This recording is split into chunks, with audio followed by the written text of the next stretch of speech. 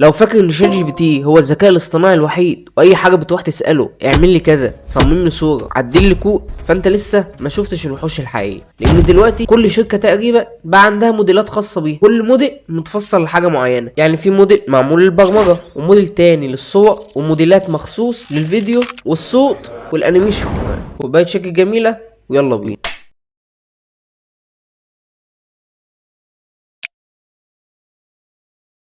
تعال نبدأ بجي بي تي، وده أصلا مش موديل واحد زي ما ناس كتير فاكرة، هي عيلة متفرع منها كذا نوع. أول نوع وهو جي بي تي 4 او، وده سريع جدا في الكلام والصور وكتابة المحتوى. يعني لو بتعمل سكريبتات أو بوستات أو حتى صمنيل أيديا، فده هيكون سريع ومريح جدا معاك. تاني نوع جي بي تي 4.1، ده بعتبره أقوى في البرمجة والتحليل، خصوصا لو عندك ملفات كبيرة أو مشروع طويل. وموديل زي جي بي تي 5.5، وانبهرت الحقيقه لما جربته في مشاكل السي اس اس. في موديلات تانية في عيله جي بي تي اخف واسرع للاسئله اليوميه والشغل السريع، زي جي بي تي 4 او ميني واو سيريس، وده اللي مخلي جي بي تي مناسب تقريبا لاي حد.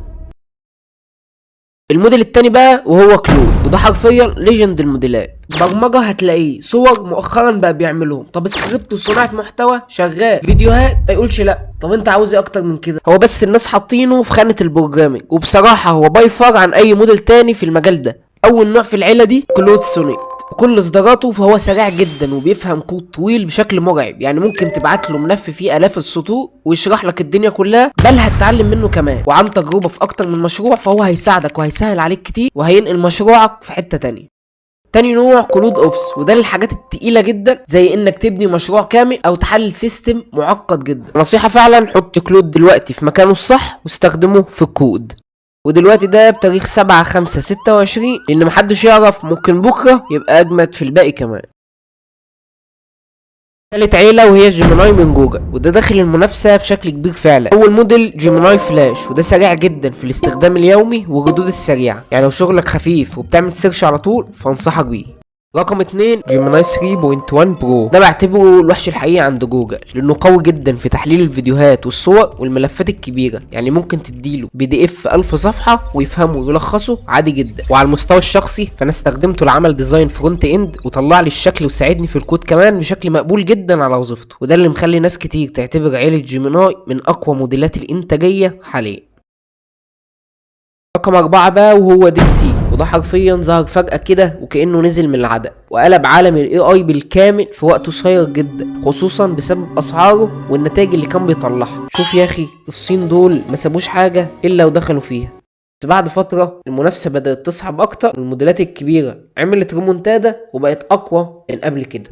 اقوى موديل في العيله دي واللي تقريبا مش هتحتاج غيره هو ديب سيك ار1، وده مشهور جدا في التحليل ستيب باي ستيب. يعني لو عندك مشكله ومحتاج اكتر من حل، استخدمه، هتحس كانك قاعد مع اكبر الخبراء في مجالك. عشان كده معظمنا كان بدأ يستخدمه بدل الموديلات التانية، وكمان لحد دلوقتي في ناس شايفاه واحد من اقوى المنافسين في السوق، خصوصا مقابل السعر والاداء اللي بيقدمه. وده اللي خلاه يعمل الضجه دي في وقت قياسي.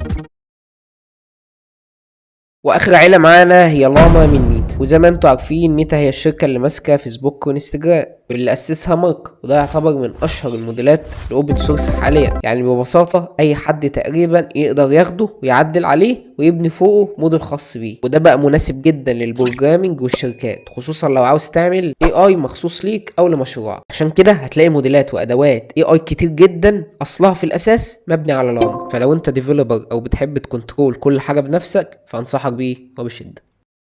في النهاية المشكلة مش انك تستخدم الاي اي، المشكلة انك تستخدم الموديل غلط، لان كل موديل فيهم متصمم لحاجة معينة. فاستنى الفيديو جاي اللي ان شاء الله هقولك فيه ايه افضل موديل لكل حاجة انت عاوز تعملها. يعني بدل ما تحتار بين كل الموديلات دي، هتعرف تختار الموديل الصح لشغلك عشان تطلع اقوى نتيجة.